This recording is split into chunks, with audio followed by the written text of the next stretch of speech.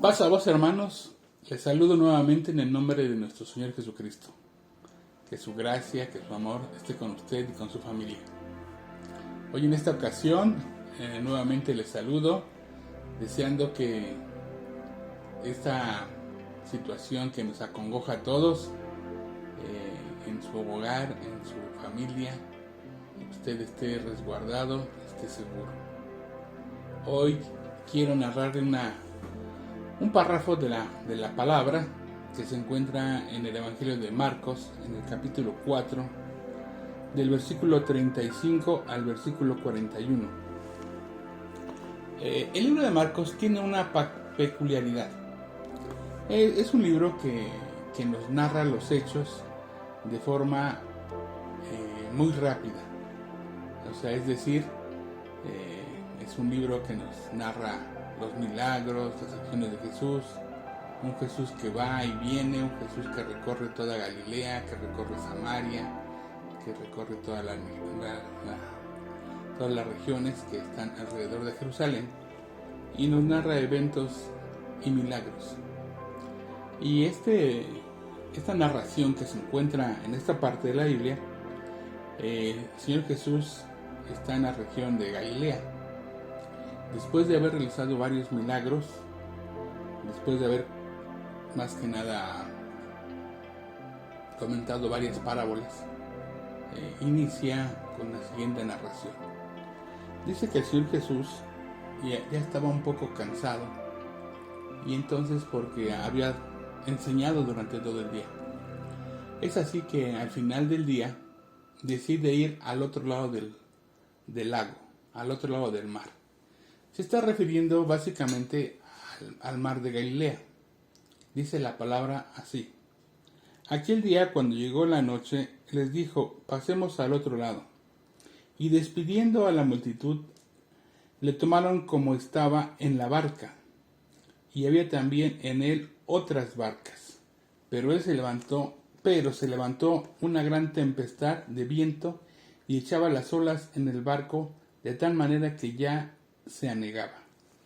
Fíjense, aquí hay una narración muy interesante. Dice que pasan al otro lado del Jordán, pero también dice que le tomaron al Señor Jesús así como estaba. Es decir, el Señor Jesús, después de haber enseñado, después de haber estado platicando, conversando con la gente, así como estaba, dice la palabra, lo tomaron y lo subieron a la barca. Recordemos que varios de los discípulos eran pescadores, o fueron pescadores, y eran expertos en atravesar el mar, porque no era algo desconocido para ellos.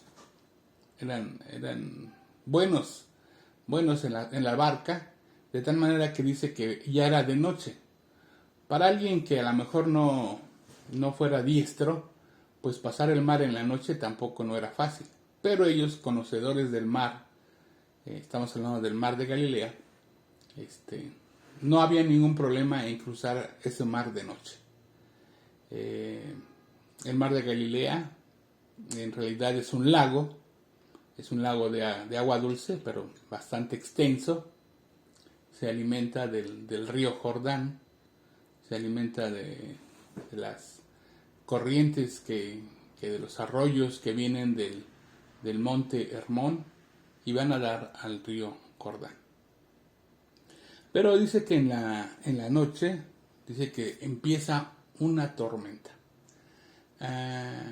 No es de extrañarse que el mar de Galilea está un poco más bajo que el nivel del mar.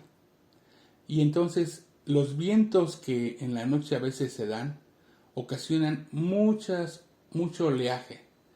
Y en esta ocasión ocasionaron una tormenta.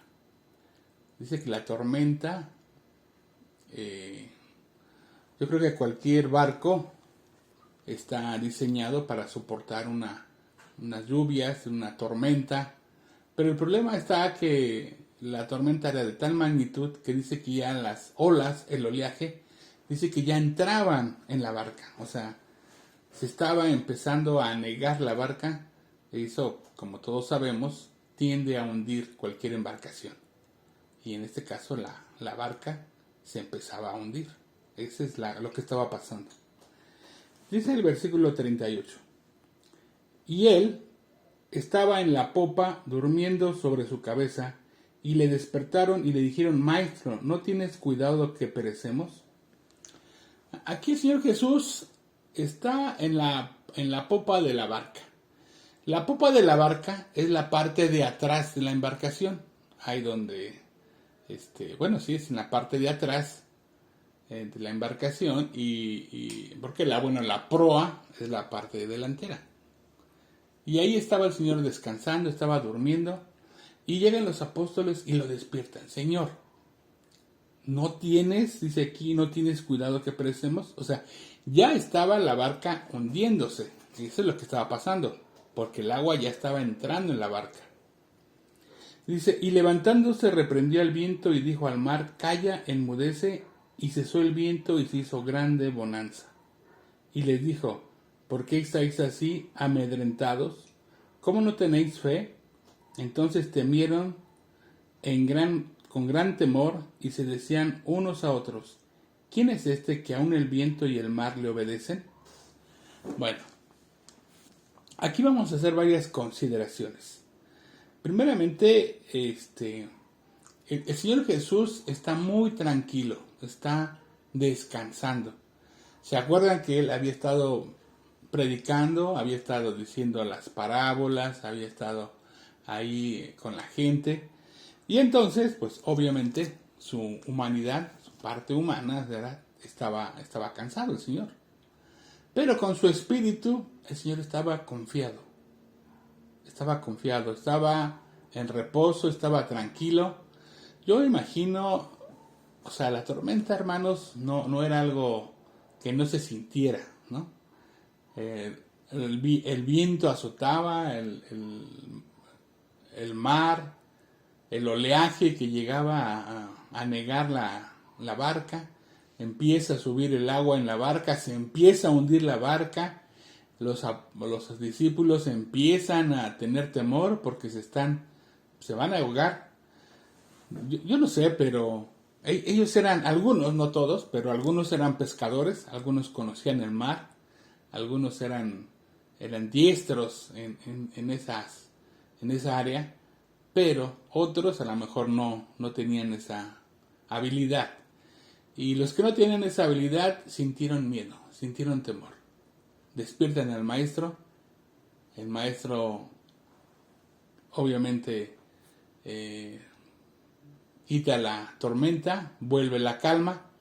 Pero hay algo muy interesante que el Señor hace. Les pregunta a ellos: ¿por qué tienen temor? O sea, ¿por qué tienen miedo?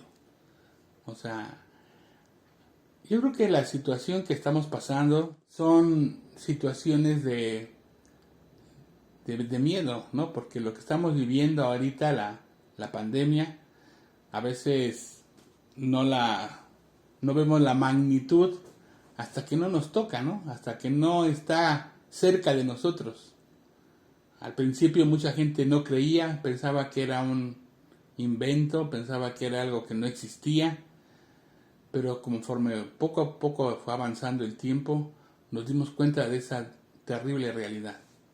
Y conforme a algunos nos tocó, o nos ha tocado, o a alguien cercano a nosotros, algún familiar, vemos que esa pandemia sí es real y sí está entre nosotros. Y entonces yo creo que aquí, como aquellos discípulos que estaban en medio de la tormenta, muchas veces nosotros hemos clamado al Señor, a veces en dificultades, a veces en temor, porque la vemos muy cerca. Y cuando uno llega a pensar, bueno, los discípulos que estaban con el Señor, estaban cerca, caminaban con el Señor, estaban cercanos a Él, ellos no tenían esa confianza con el Señor. Ellos sentían miedo, sí sentían miedo, pero el Señor Jesús estaba con ellos. Yo sé que a lo mejor ahora nosotros lo vemos y decimos, pues no iban a morir porque estaban con el Señor Jesús, eso es cierto. Pero ellos tenían miedo. Como nos puede suceder a nosotros, que estamos cerca del Señor Jesús, pero a veces el miedo nos puede tomar. Y entonces el Señor Jesús nos recuerda, ¿cómo no tenéis fe? Y ahí está la clave, está el momento, porque nosotros ponemos a veces todo lo que nos envuelve a nuestro alrededor. Eso es cierto, o sea, somos humanos, las cuestiones humanas nos afectan, todo lo que oímos, todo lo que vemos, todo lo que sentimos, todo lo que palpamos nos afecta, y entonces nos llega a dar miedo, nos llegamos a sentir que estamos acorralados, nos llegamos a sentir sin fuerzas, pero el Señor Jesús está con nosotros, calma las cosas cuando nosotros estamos en situaciones difíciles o adversas, y entonces dice aquí, ¿por qué no tienes fe? No los está regañando, pero sí les está recordando que Él está con ellos. A veces nuestra vida, hermanos, está llena de dificultades, está llena de momentos difíciles, pero tenemos que recordar quién es nuestro Rey y nuestro Señor, que Él nos ha prometido una vida diferente, que Él nos ha dado el gozo de la alegría de estar con Él.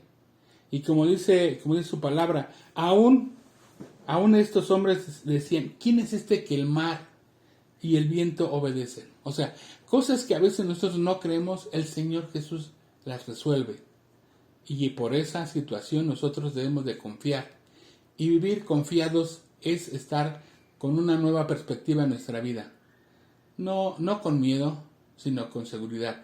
Tampoco vamos a permitirnos que seamos personas, ¿cómo les diré? Que vayamos de un lugar a otro, que vayamos con miedo, que no nos podamos desenvolver, pero sí cuidándonos, sí teniendo las medidas, sí sabiendo que nuestro Señor nos cuida, pero que también nosotros nos cuidamos, porque eso es lo que el Señor nos pide. Los apóstoles no se lanzaron al agua, sino que esperaron a su maestro. No vieron que aunque él estaba descansando, pues dijeron, no, vamos a no molestarlo. No, sí, a lo mejor un poco ya por la tormenta que les estaba llegando, pero sí ellos se acercaron al Señor con esa confianza. Y yo creo que debemos de confiarnos con gozo, con alegría y paz en nuestra vida. Yo deseo que podamos tener un momento de devoción en nuestra vida, podamos meditar lo que está pasando, podamos sentirnos confiados y seguros, pero también responsables de cómo actuar, y que lo que vivimos, lo que estamos viviendo en ese momento, no nos detenga para seguir adelante en nuestra vida como cristianos, como hijos de Dios. Le pido a Dios que bendiga su vida y que podamos volvernos a ver nuevamente alabando juntos a nuestro Dios, pero sobre todo que usted mantenga su fe, mantenga su gozo y su alegría y su esperanza en aquel que nos ha dado todo y en aquel que nos mantiene unidos a Él, en Cristo Jesús, nuestro Señor y Salvador. Que Dios le bendiga, hermanos. Paz a usted.